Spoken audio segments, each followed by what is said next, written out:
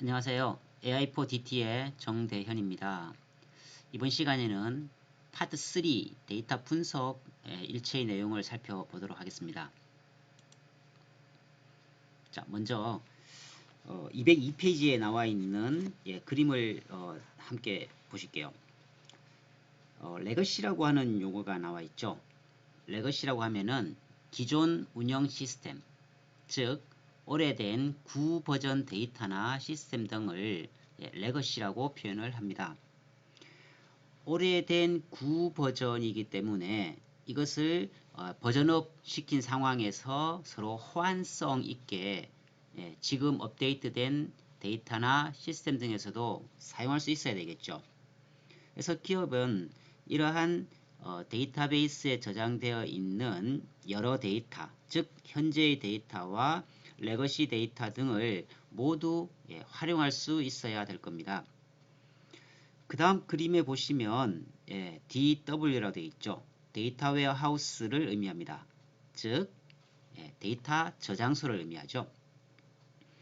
그 다음 데이터 웨어하우스에서 각 기능별 요소, 즉 영업부서는 영업에 필요한 데이터만 가져오면 되죠. 생산부서는요, 생산에 관련된 데이터만 가져오면 됩니다. 이런 것을 데이터 마트라고 표현을 했습니다. 이러한 데이터 마트를 통해서 결국 분석하는 것은요, R이나 SAS 등 여러 분석 툴들을 이제 활용하게 되는 것이죠. 그래서 그 활용에 대한 내용을 보시면 대기업은 데이터 웨어하우스와 데이터 마트를 통해서 분석 데이터를 가져와서 사용한다라고 되어 있죠. 신규 시스템이나 데이터 웨어하우스에 포함되지 못한 자료의 경우 기존 운영 시스템, 즉 레거시인 거죠. 레거시나 또는 스테이징 영역, 즉 데이터가 저장되어 있는 걸 의미합니다. 또 ODS라고 하는 이런 것들에서 데이터를 가져와서 내용과 결합해서 활용할 수 있겠다. 자, 그 다음에 203페이지를 보시면 정형화된 패턴 처리라고 되어 있습니다. 비정형 데이터 또는 관계형 데이터라고 되어 있죠. 그래서 우리가 DBMS, 데이터베이스 매니지먼트 시스템에 저장됐다가 텍스트 마이닝을 거쳐서 데이터 마트와 통합한다라고 되어 있죠. 결국 기업의 데이터 웨어하우스를 관리할 수 있는 시스템으로서 데이터베이스 매니지먼트 시스템 DBMS를 통해서 관리를 효율적으로 해나가야 될 겁니다. 다음은 시각화라고 되어 있죠. R의 특징을 이야기하라 할 때에 우리가 이런 시각화 기법이 뛰어나다라고 하는 영역입니다. 즉 3번에 공간 분석 GIS라고 되어 있죠. 즉 관련된 데이터들을 시각화해서 이해를 높여주는 겁니다. 크기, 모양, 성, 굵기 등으로 구분을 해서 우리가 쉽게 매출액이라든가 또는 이익 등을 파악을 용이하게 도와주는 이러한 것을 의미한다는 거죠. 자, 다음은 EDA라고 나와 있습니다. 개요를 한번 보시면 탐색적 자료 분석은 다양한 차원과 값을 조합해 가면서 특이한 점이나 의미 있는 사실을 도출하고 분석의 최종 목적을 달성해 가는 과정이라 되어 있죠. 이 탐색적 자료 분석에 대해서는 뒤에서 다시 세부적인 내용들이 언급됩니다. 다음 204페이지에 통계 분석을 한번 살펴볼게요. 데이터 마이닝 또는 R 등은 결국은 통계와 관련된 내용을 분석하는 거예요.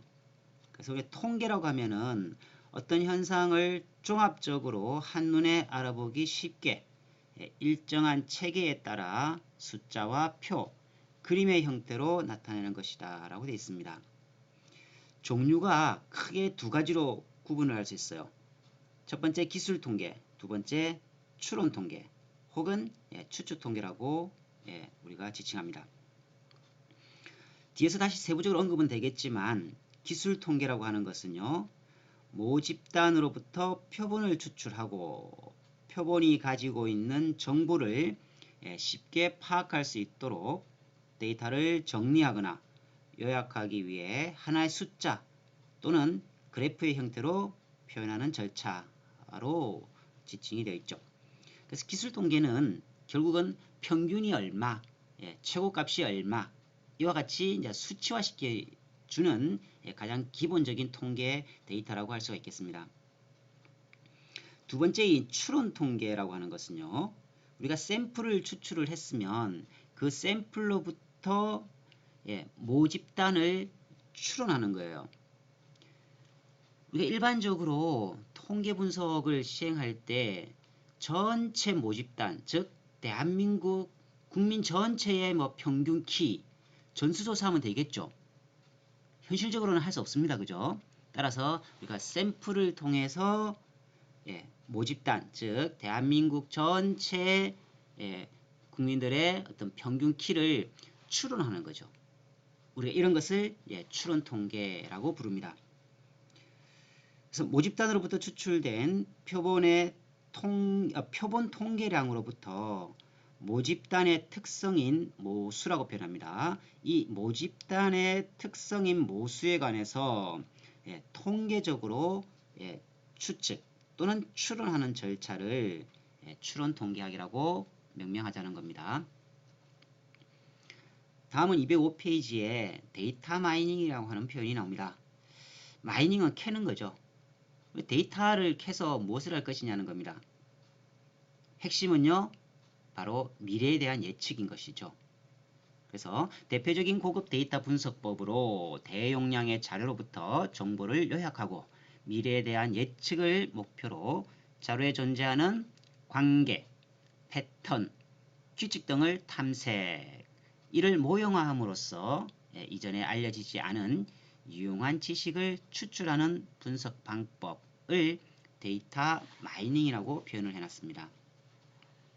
이러한 데이터 마이닝의 방법론으로는 세 가지가 언급되어 있죠. 데이터베이스에서의 지식 탐색, 즉 데이터 웨어하우스에서 데이터 마트를 생성하면서 각 데이터들의 속성을 사전 분석을 통해 지식을 얻는 방법. 그 다음 기계학습이라고 하는 표현이 나옵니다. 머신러닝이라고 하는 것은 대표적으로 우리가 인공지능을 떠올려 보시면 됩니다. 인공지능의 한 분야로 컴퓨터가 학습할 수 있도록 알고리즘과 기술을 개발하는 분야, 즉 인공신경망, 의사결정나무, 클러스터링, 베이지안 분류 또는 SVM 등 다양한 인공지능의 파트를 우리가 기계학습이라고 하는 표현을 쓸 수가 있습니다. 다음은 패턴 인식이라고 되어 있죠. 자, 원자료를 이용해서 사전 지식과 패턴에서 추출된 통계 정보를 기반으로 자료 또는 패턴을 분류하는 방법이며 대표적인 기법으로서 장바구니 분석, 연관규칙 등이 있다라고 되어 있습니다. 세부적인 내용은 다음에 다시 따로 학습할 기회가 있습니다. 자, 이러한 다양한 데이터 마이닝 기법이 있다라고 하는 거죠. 자, 다음은요. R에 관해서 한번 살펴볼 겁니다. 211페이지를 함께 학습하실게요. 자, 이 R은 우리가 이제 실습을 하게 됩니다. 실습을 하기 때문에 세부적인 내용은 추후 살펴보게 될 거고요.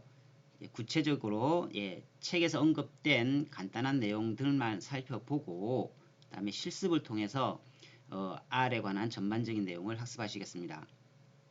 자, 먼저 데이터 분석 도구의 현황에서 R의 탄생이라고 되어 있습니다. R은 오픈소스 프로그램이다 되어 있죠. 그래서 누구나 인터넷에서요 프로그램을 다운받아서 인스톨함으로써 쓸 수 있는 오픈소스다 라고 하는 것을 먼저 인식을 하시기 바랍니다. 이러한 R은 통계나 데이터 마이닝과 그래프를 위한 언어, 프로그래밍 컴퓨팅 언어를 의미하는 거죠. 그래서 다양한 최신 통계 분석과 마이닝 기능 등을 제공하고 있다라고 하는 거죠. 자, 이런 R에 관한 그 특징을 보시면 먼저 오픈소스 프로그램이다 있죠. 그래서 누구나 사용할 수가 있다라고 하는 겁니다. 두 번째, 그래픽 및 성능이라고 되어 있습니다. R은 시각화가 뛰어난 프로그래밍 언어입니다. 다음 212페이지를 한번 보실게요. 자, 거기서 우리가 이제 6번에 나와 있는 객체지향 언어이며 함수형 언어이다 라고 되어 있습니다. 이 객체지향 언어가 아닌 그 이전의 이 프로그래밍 언어들, 즉 베이직이나 어셈블리 등과 같은 랭귀지들은요, 이 컴파일이라고 하는 과정을 거쳤어야 돼요. 즉 컴파일이라고 하는 것은 하나의 프로그램 안에 데이터와 그 데이터를 리딩할 수 있는 코딩이 함께 존재합니다. 따라서 만약에 데이터의 수정이 필요했다면, 즉 기업의 데이터는 늘 바뀌죠. 데이터가 변화가 되었으면 새로 컴파일이라고 하는 과정을 통해서 이 프로그래밍 언어가 데이터를 분석하게끔 새로 명령어를 내려줘야 돼요. 그걸 우리가 컴파일이라고 해요. 즉 이러한 컴파일 프로그래밍을 기계가, 즉 컴퓨터가 인식할 수 있는 기계어로 번역하는 것을 우리가 컴파일이라고 해요. 이런 복잡한 과정을 거치다 보니까 자연히 분석 속도가 굉장히 늦어지겠죠.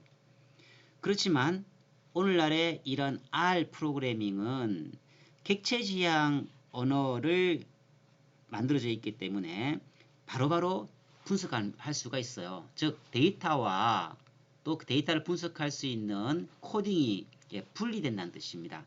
다음에 실습을 통해서 여러분들이 무슨 의미인지를 터득하시게 될 거예요. 그 다음에 213페이지 보시면 R 스튜디오가 나와 있습니다.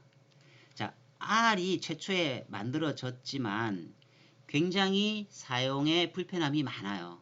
그래서 이러한 R을 조금 더 쉽게 바꾸어준 프로그래밍이 바로 R 스튜디오라고 하는 패키지입니다. 그래서 우리는 이 R을 먼저 깔고 그 다음에 R과 연동시켜서 R 스튜디오라고 하는 편리한 프로그래밍을 통해서 우리가 실제 R을 실습하시게 됩니다. 자, 이러한 R에서 제공되어 주지 못한 여러 편리한 기능들을 R 스튜디오에서 우리가 제공해 줄 수가 있습니다. 자, 다음은 217페이지를 한번 보실게요. 217페이지에 보시면 2번 웹이라고 되어 있죠. 거기에 실제 R에 관한 프로그래밍이 코딩되어 있는 예가 나옵니다. 즉 인스톨과 라이브러리가 나오죠. 자, install.packages 괄호 열고 쌍따옴표 안에 패키지 명이 들어가게 되어 있죠. 즉 우리가 이제 워드 클라우드라고 하는 것을 실제 실습을 하시게 될 건데요. 그러면 어떻게 코딩을 해야 될까? install.packages 괄호 열고 쌍따옴표 안에 워드 클라우드라고 표현을 해주게 됩니다. 두 번째, 이 인스톨을 통해서 패키지를 깔았으면은요, 그 다음에 그것을 로딩하라, 즉 가져와서 내가 현재 사용하겠다라고 하는 명령어가 라이브러리라고 하는 표현이에요. 근데 라이브러리는 괄호 열고 패키지 명만 기록되어 있죠. 쌍따옴표가 없습니다. 그리고 여러분들이 여기서 반드시 기억하셔야 될 내용이 인스톨과 라이브러리는 반드시 함께 쌍으로 움직여야 됩니다. 그래야 구현이 돼요. 그것을 꼭 기억을 하시기 바랍니다. 자, 우리가 여기서 이제 교재에 나와 있는 여러 패키지 실습 용어들이 쭉 나옵니다. 실습을 통해서 학습하실 거기 때문에 20분 시간에는 생략을 하고요. 교재 268페이지로 바로 넘어갑니다. 자, 268페이지 보시면 R에서 결측값 처리라고 하는 것이 나오죠. 그래, 결측값이라고 하면은 이상치, 즉 아웃라이어라고 표현을 합니다. 교재에 이상값이란 무엇인지 쭉 기술이 되어 있죠. 한번 보실까요? 의도하지 않게 잘못 입력한 경우, 즉 내가 1이라고 키인을 했어야 되는데 잘못해서 11로 입력시킬 수도 있는 거죠. 자, 이러한 것은 이상치가 될 겁니다. 의도하지 않게 입력되었거나 또는 분석 목적에 부합되지 않아서 우리가 제거해야 될 데이터들도 많이 있습니다. 또 의도하지 않은 현상이지만 분석에 포함해야 되는 경우도 있을 거고, 의도된 이상값 또는 이상값을 꼭 제거해야 하는 것이 아니기 때문에 분석의 목적이나 종류에 따라 적절히 판단이 필요하다. 즉 연구자가 어디까지 결측값, 즉 이상치로 보아야 할지는 연구자가 분석 목적에 맞게끔 판단을 해서 제거를 한다든가 삽입을 할 필요성이 있습니다. 자, 이러한 결측값들을 제거 후에 평균이나 최대값을 반환해 달라고 하는 명령어가 있어야 되겠죠. 자, 이러한 것은 NA.RM이라고 표현해 놨죠. 그래서 조금 표현 방법이 다르다라고 하는 것을 먼저 좀 인식을 하시고요. 자, 269페이지 보시면 이상값의 인식 방법에서 ESD가 나옵니다. 자, 이건 어떻게 판단할 것인가? 평균으로부터 3표준 편차 떨어진 값, 즉 15%의 값이라 되어 있죠. 우리가 표준 편차라고 하면은요, 평균으로부터 떨어져 있는 거리라고 표현을 하죠. 그래서 평균, 즉 그림을 보시면 평균 뮤를 중심으로 68.3%는 1시그마, 즉 1표준 편차입니다. 그 다음 2시그마는요 95.5라고 되어 있죠. 그 다음에 3시그마는 99.7%의 영역을 3시그마라고 표현을 한다라고 하는 겁니다. 자, 이렇게 이제 우리가 이 극단값을 어떻게 제거할 것인가, 즉 결측값 NA라고 표현이 되어 있죠. NA라고 하는 이러한 결측값들을 제거 후 평균을 반환해 달라라고 할 때는 NA.RM으로 코딩한다 라고 하는 내용만 인식을 하시면 좋겠고요. 270페이지를 한번 볼까요? 자, 270페이지 보시면 거기에 예시에 박스 플롯, 즉 어떤 도형이 나와 있죠. 그래서 우리가 평균으로부터 어디까지 이상치로 해서 제거를 할 것인가의 영역에서 상한값, 하한값을 기준으로 보통은 3Q라고 하는 이러한 사분면을 사용하게 되어 있습니다. 그래서 세부적인 내용은 다음에 다시 한번 학습을 하실 수 있도록 하고요. 자, 다음으로 여러분들 297페이지를 한번 보실게요. 297페이지 보시면 라의 4분위 수가 나와 있죠.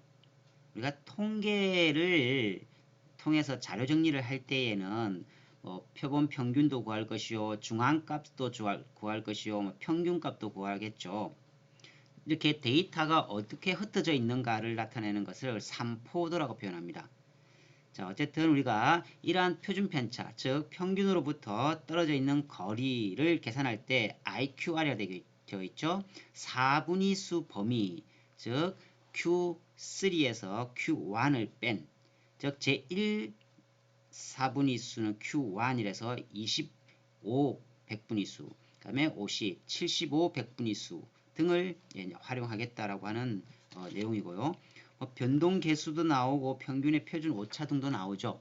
통계 관련된 내용들은 뒤에서 다시 세부적으로 살펴보실 수 있도록 하겠습니다.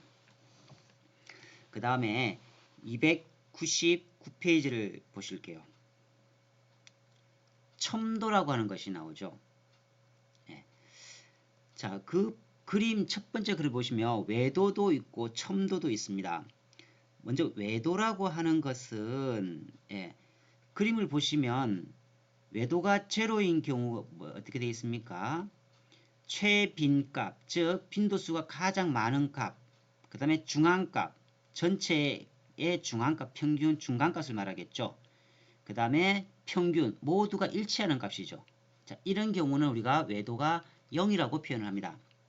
근데 외도가 음수인 경우, 외도가 양수인 경우는 그래프 모양이 다르죠.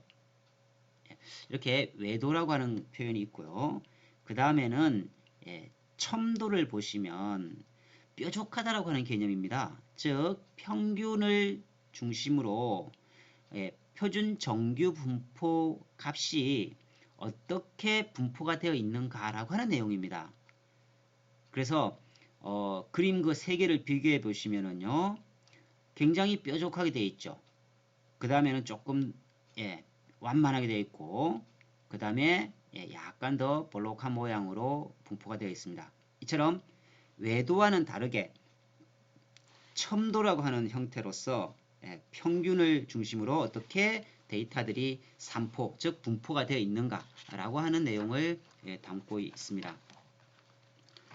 자, 다음에 우리가 이제 통계에 관한 세부적인 내용을 좀 살펴보실게요.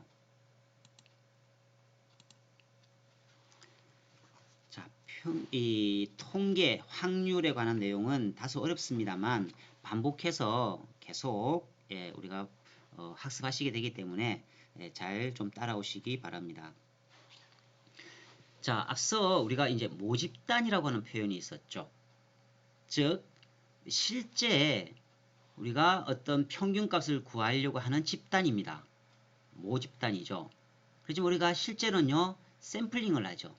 전체 전수조사를 할 수 없기 때문에 부분적인 샘플을 통해서 우리가 모집단을 역으로 추론하게 되어 있습니다.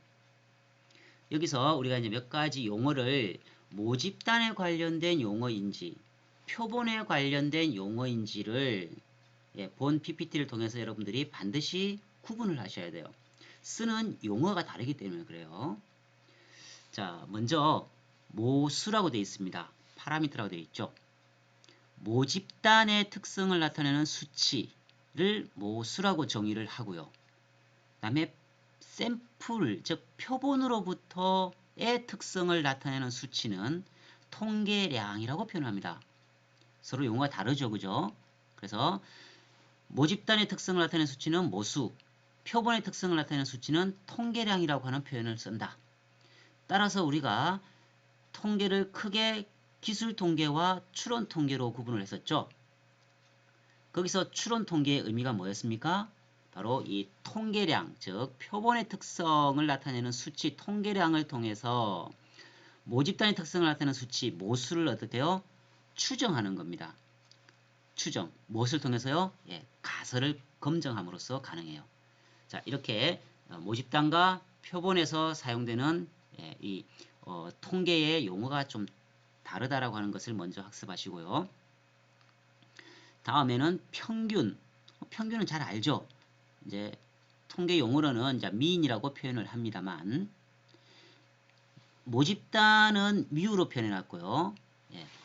표본은 어떻게 되어 있습니까? x바라고 되어 있죠. 그래서 서로 나타내는 뜻이 표현 방법이 다릅니다. 모집단은 mu, 그 다음에 표본은요 x바라고 한다. 이 두 개가 다 평균을 의미하는 뜻이죠. 그 다음 두 번째 분산을 봅시다. 자, 분산은 모집단은 시그마 제곱으로 표현해 놨습니다. 표본은요 S제곱이라고 표현해 놨죠. 여기서 우리가 분산은요 결국은 표준 편차의 제곱승이에요. 표준 편차의 제곱승. 즉 양수화를 시키는 겁니다. 제곱승 하면은 음수가 양수로 바뀌어 버리죠. 그래서 통계에서는 이 음수의 값이 나오면은 통계에 의미 부여할 수 없게 돼 있어요. 그래서 양수화 시키는, 즉 표준 편차를 제곱성 시키는 양수화 작업을 거치면은 분산이 되는 거예요. 결국 표준 편차와 분산은요 제곱성의 차이밖에 없는 거죠. 그래서 시그마와 시그마 제곱, S와 S 제곱으로 표현을 한다라고 하는 겁니다. 그 다음에 크기를 보면요, 즉 샘플의 개수 하면 우리가 small n으로 표현하고요. 모집단의 전체 크기는요 라지 n으로 표현을 합니다. 서로 표현 방법이 다르죠.